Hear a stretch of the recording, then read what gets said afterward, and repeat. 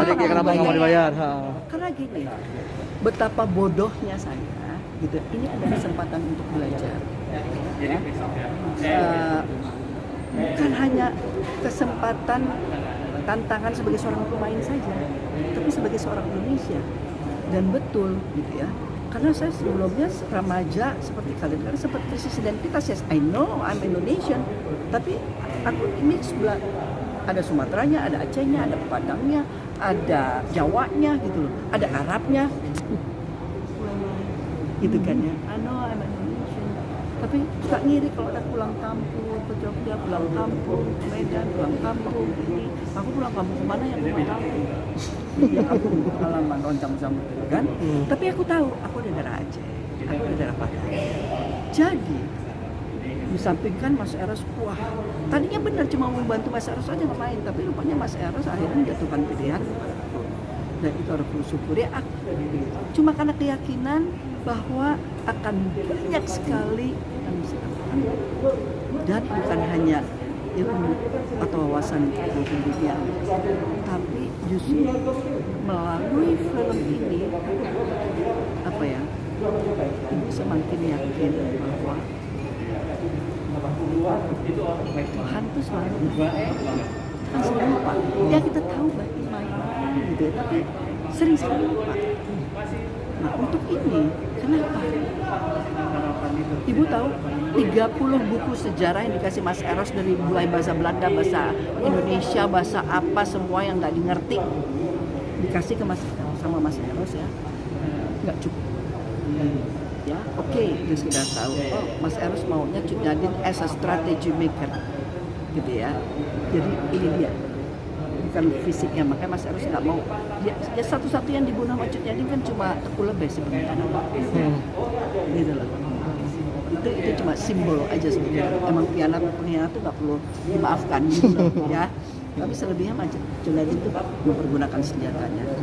Nah, kemudian Ibu juga sadar sekali bahwa kan saya lihat kok nggak nyekain Cut Nyadin udah 100 tahun gitu ya, tulangnya aja belum pulang ya kan? Jadi kenapa saya harus ke sana? Kiblatnya bukan di situ untuk mengetahui Cut Nyadin, ya langsung dong ke pecintaannya. Roh beliau masih ada. Beliau bukan tokoh fiktif, bukan tokoh yang itu ya, yang seperti Sang Kuryang gitu loh. Tapi beliau adalah hamba Tuhan yang pernah hidup di zamannya, dan rohnya sekarang ada dalam kekuasaan Tuhan. Jadi siapa yang paling tahu kalau saya mau konsultasi? Itu hampir setiap malam saya bangun sholat malam hanya untuk Tuhan membimbing saya agar saya tidak salah di dalam menjalankan amanat merekonstruksi skenario Tuhan. Buat saya terlibat dalam pembuatan film sejarah sama juga dengan merekonstruksi skenario Tuhan, cerita Tuhan. Ini syutingnya 2 tahun ya? 3. Ya tadi kata Pak Slamet juga sempat berhenti. Sempat berhenti kan yang ada dana. Betul. 2 bulan berhenti. Betul. Nggak nyari uang itu seperti apa? Makanya tadi kan sempat cerita between two shot itu yang sama officer Belanda yang dilepas, gitu kan? Itu shot yang dialog terakhirnya itu apa yang kau mau dari adego? Ya, seharusnya kalian malu, gitu kan?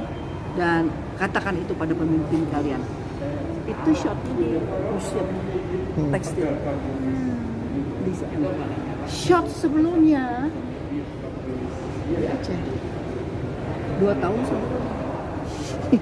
Bayangkan between two shot, aku harus mempertahankan continuity. Berarti kesulitan selama syuting Bu selain dananya yang itu apa? Mempertahankan, menjaga mood kerja dan menjaga mood as a Cut Nyadin. Jadi selama 3 tahun saya harus menanggalkan ego. Mana bisa pergi ke mall, jangankan pergi ke mall, tidur di hotel aja aku nggak bisa. Kenapa? Nggak enak. Lihat tembok putih gini, kenapa?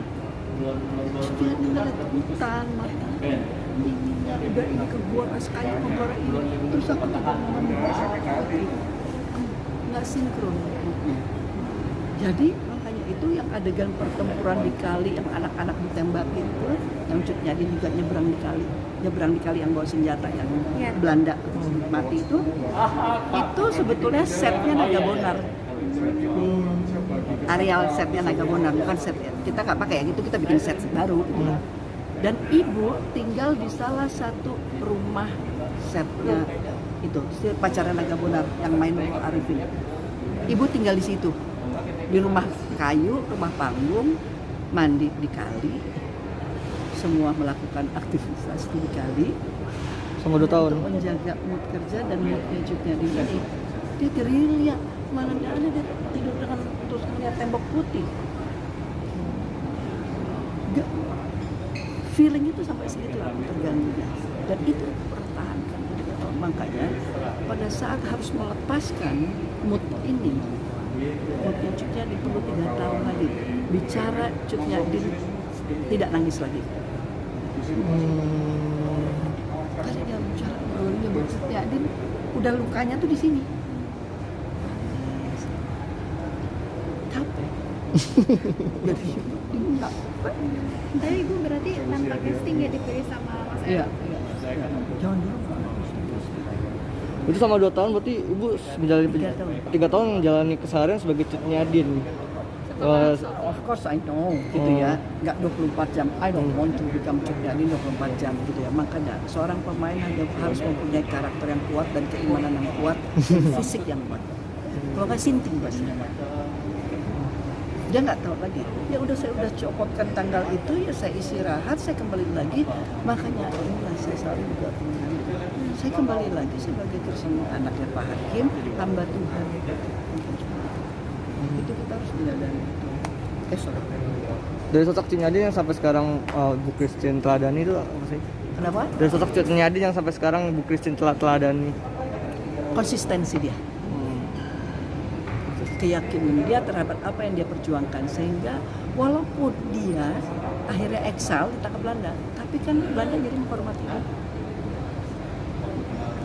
Sebetulnya dia bukan orang yang kalah seperti Panglaut, seperti Teguh Lebe yang punya anak cuma karena small ya berapa lembar uangnya. Jadi pantas lah yang menjadi Bunda, berapa lama Bunda lepas dari 3 tahun lah karakter itu? baru 3 tahun. 3 tahun baru lepas. Gak perlu ke psikiater gitu enggak ya? Enggak. Ada begitu. Psikiater. Tadi kan aku bilang ya, konsultasi aku, psikolog aku ya Tuhan. Tuhan, iya. benar. Itu. Makanya ada tanya, Rizky, kan lagi tulis, ada yang menulis buku.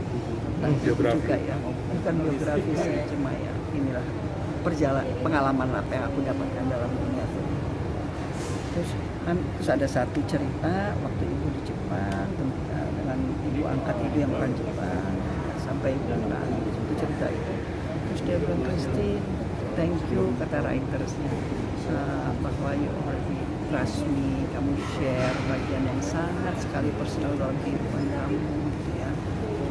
Pasti kamu oke, kamu punya suami, kamu punya ibu, punya orang-orang yang mencintai kamu, tapi pasti kamu kesepian ya. Terus aku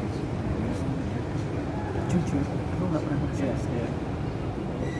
Karena pada saat aku sendiri, kan gini, kita merasa kesepian kalau kita tahu orang tidak mengerti kita. Apakah itu orang tua, apakah itu saudara kita, apakah sahabat kita, atau pasangan kita, atau pacar kita, tidak mengerti kita. Gitu ya. Kita bisa sendiri, ada persoalan yang, tapi justru pada saat kita sendiri itulah, kalau kita menyadari, kita justru lebih dekat sama Tuhan.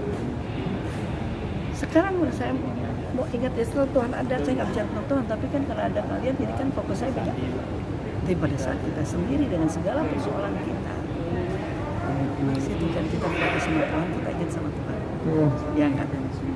Jadi, saya selalu bilang sama orang-orang di sekeliling saya, kamu nggak perlu merasa sendiri, karena pada saat sendiri itu Tuhan justru ada di samping kamu, yang terus menemani kamu, nggak meninggalkan kamu, sebetulnya tidak pernah meninggalkan kamu.